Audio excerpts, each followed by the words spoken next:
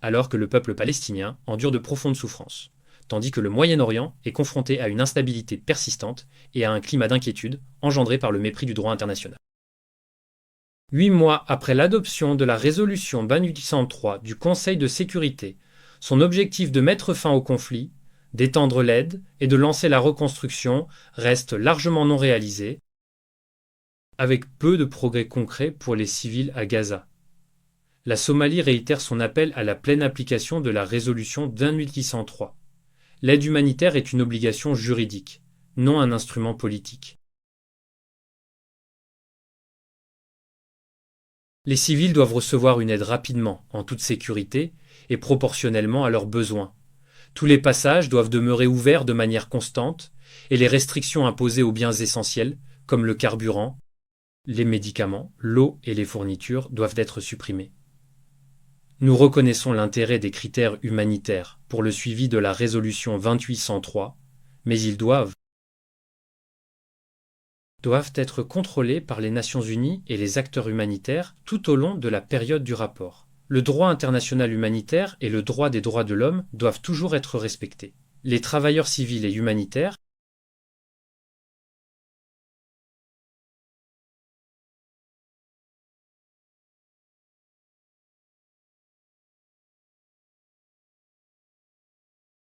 les travailleurs humanitaires civils et le personnel de l'ONU doivent être protégés. La Somalie reste profondément préoccupée par les rapports de torture, de violences sexuelles et de Palestiniens disparus. Nous soutenons la mise en place d'un mécanisme pour identifier et localiser les personnes disparues afin de réunir les familles. Monsieur le Président, la crise du système de santé de Gaza est alarmante. Des milliers de personnes, dont des enfants et des patients atteints de cancer, ont besoin d'une évacuation urgente alors que les médicaments essentiels s'épuisent et que les hôpitaux, les rations et les soins font défaut. Le corridor médical vers la Cisjordanie doit être rétabli, mais l'évacuation ne peut pas remplacer la reconstruction du système de santé de Gaza. Destruction des infrastructures d'eau, d'assainissement et d'électricité, l'effondrement des infrastructures a créé une urgence de santé publique. Sans service de base, les civils sont piégés dans la crise, quelles que soient les disponibilités sur le marché.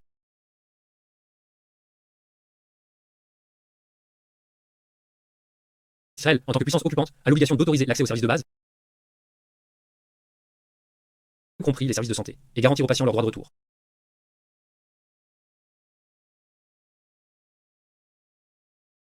La Somalie rejette toute tentative de morcellement de Gaza ou d'entrave au retour sur le long terme des Palestiniens déplacés. L'extension continue des zones sous contrôle militaire à Gaza, qui restreignent les déplacements, entravent les regroupements familiaux et alimentent la peur d'un déplacement permanent.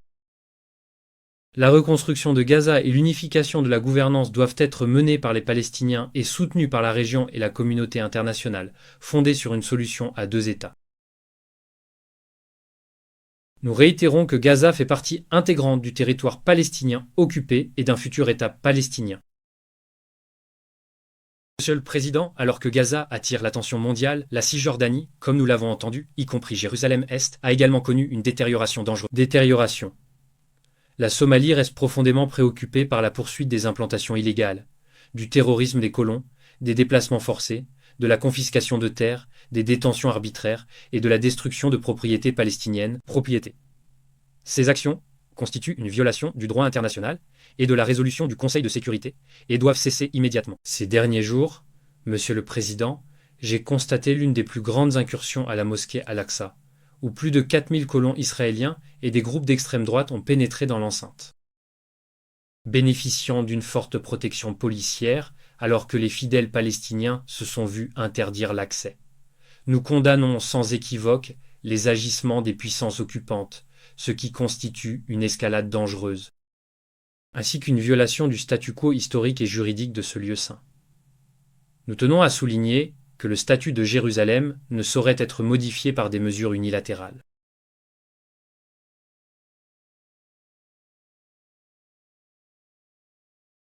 Le statu quo historique et juridique sur ce lieu saint doit être respecté par Israël, et toute incitation à la violence doit cesser immédiatement et sans condition. Monsieur le Président, la Somalie salue la nouvelle impulsion donnée à la solution à 2 États, incluant les efforts de l'Arabie saoudite, de la France, ainsi que ceux liés à la déclaration de New York. Des actions concrètes, et pas seulement des déclarations, sont nécessaires pour préserver les fondations d'un futur État palestinien, notamment la libération des recettes fiscales de l'autorité palestinienne, bloquée pour Israël. L'aide humanitaire ne peut se substituer à une solution politique. Et la reconstruction ne peut réussir au milieu de l'occupation et de l'expansion des colonies. La Somalie soutient fermement un État palestinien indépendant et souverain selon les frontières d'avant 1967, avec Jérusalem-Est comme capitale. Passons au Liban. La Somalie s'inquiète des tensions le long de la ligne bleue.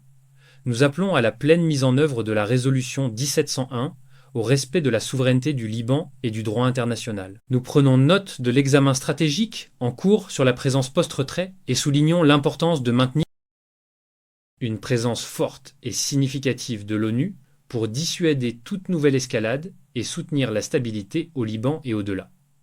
En Syrie, la Somalie soutient le processus politique mené par les Syriens, conformément à la résolution 2254. Nous condamnons les incursions militaires israéliennes en Syrie et appelons Israël à se retirer complètement de tous les territoires syriens, conformément à ses obligations en vertu des résolutions pertinentes du Conseil de sécurité des Nations Unies, résolution du Conseil de sécurité et l'accord de désengagement de 1974. Au Yémen, la Somalie appelle au respect de sa souveraineté et le soutien au processus politique mené et possédé par les Yéménites sous les auspices de l'ONU. Monsieur le Président, les récentes escalades dans le Golfe montrent à quelle vitesse un conflit peut se propager au Moyen-Orient. La Somalie exhorte à la retenue, à la diplomatie et au respect de la souveraineté de tous les États et du droit international. Il est tout aussi important de garantir la liberté de navigation dans les voies navigables internationales, y compris le détroit d'Ormuz, et de s'abstenir d'actions qui compromettent la sécurité maritime et la libre circulation du commerce mondial. Pour conclure, Monsieur le Président, la sécurité régionale doit reposer sur le respect mutuel, le bon voisinage et la coexistence pacifique, conformément à la Charte des Nations Unies. Réaliser cela au Moyen-Orient est essentiel pour aborder le facteur commun et la cause profonde de la paix fuyante au Moyen-Orient.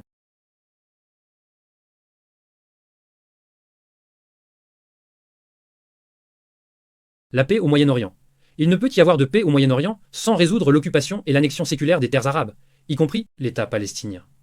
Nous demeurons déterminés à œuvrer avec tous les membres du Conseil en ce sens. Excellence, toute guerre, aussi prolongée soit-elle, finit par affronter un instant de vérité stratégique.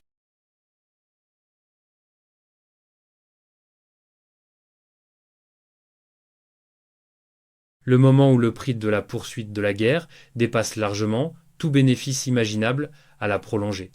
C'est vrai pour tous les conflits prolongés, y compris celui-ci.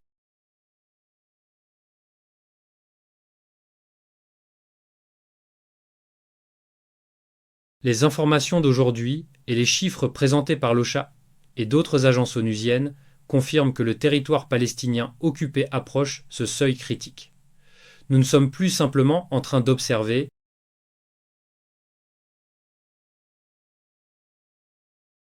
une crise. Nous assistons à l'érosion systématique des conditions indispensables à la vie humaine elle-même. Selon Archer, en Cisjordanie,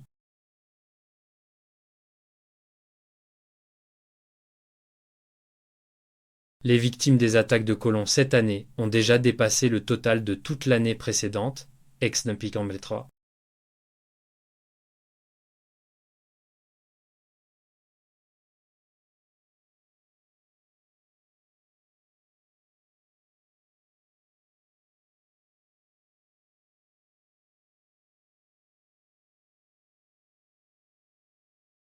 De réseaux et 19 abris de colons financés par des donateurs.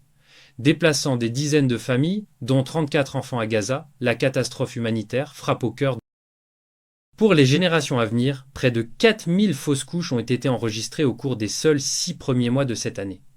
Plus de 57% des femmes enceintes souffrent d'anémie sévère.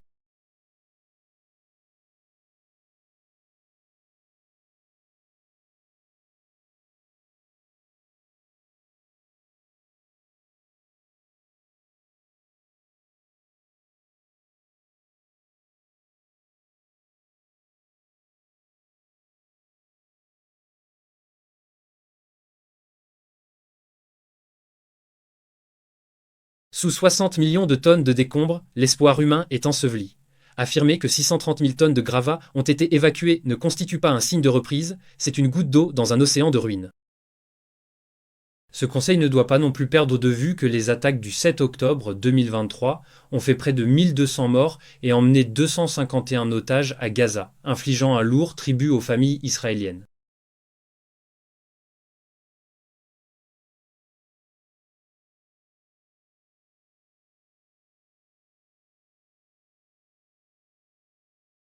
Il a fallu plus de 2 ans, jusqu'en janvier de cette année, pour que les derniers, vivants comme décédés, soient enfin identifiés et ramenés chez eux. Cette souffrance fait aussi partie intégrante de ce bilan.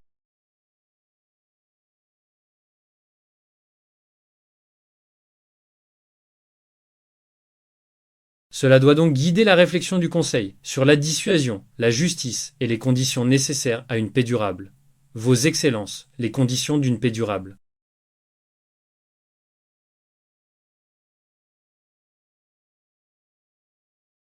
Vénérable Excellence, le Libéria s'exprime en tant que nation ayant traversé les flammes du conflit civil.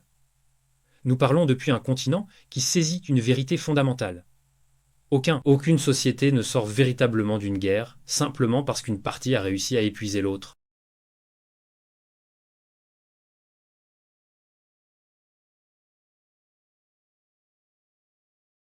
La paix ne naît pas dès lors que l'on a le courage de reconnaître que le dialogue obtient ce que les armes sont incapables et seront toujours incapables de faire.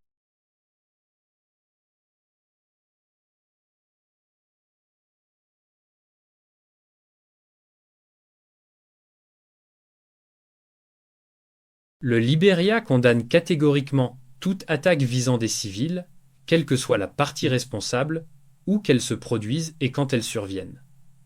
Nous affirmons sans réserve le droit légitime d'Israël de vivre en paix et en sécurité, libre de toute terreur et de la menace d'attentats futurs. Et nous réaffirmons avec la même conviction le droit inaliénable du peuple palestinien à l'autodétermination, à la liberté et à la création d'un État.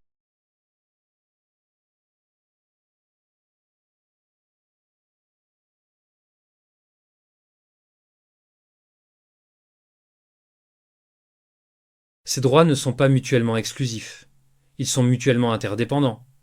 Une sécurité qui nie la dignité et l'humanité est une illusion. La dignité sans sécurité, ce serait subsister. Une paix durable exige les deux.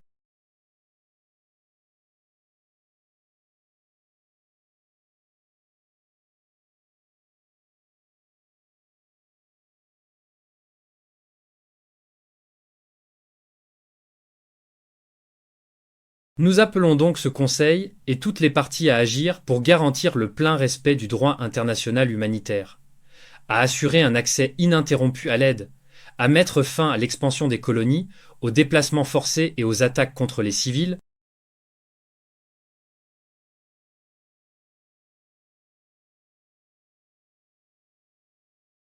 à garantir une pleine reddition de comptes et transparence dans le traitement de tous les captifs et détenus,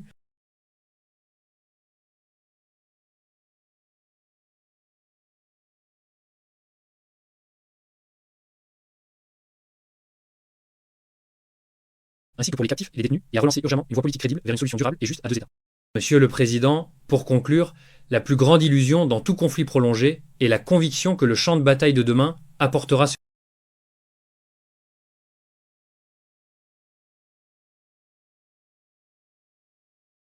le champ de bataille d'hier, la paix ne s'acquiert jamais quand un peuple abandonne son avenir en le livrant à un autre. Jamais cela n'adviendra.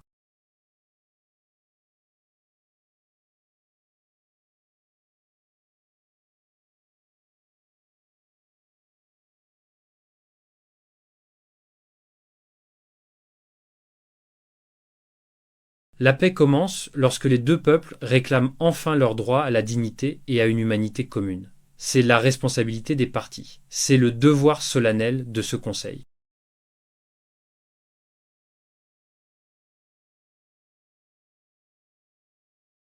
Et je vous remercie de votre aimable attention.